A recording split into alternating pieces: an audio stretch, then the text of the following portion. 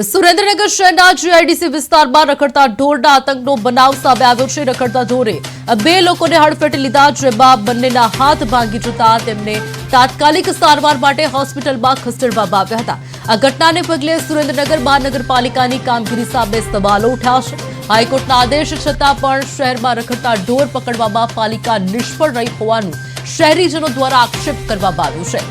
શહેરીજનોમાં ભારે રોષ વ્યક્ત થયો છે અને પાલિકાની બેદરકારી સામે ગુસ્સો જોવા મળ્યો છે। સુરેન્દ્રનગરના જીઆઈડીસી વિસ્તારમાં બનેલી આ ઘટના ફરી એકવાર રખડતા ઢોરની સમસ્યા પર ગંભીર પ્રશ્નો ઉભા કરે છે।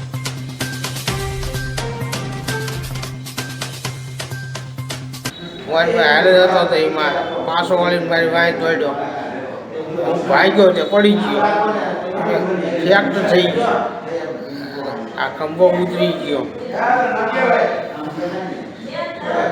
ત્રાસ છે કાકા આખલાનો? હા, એ કાયમ એમ કરે બધાને।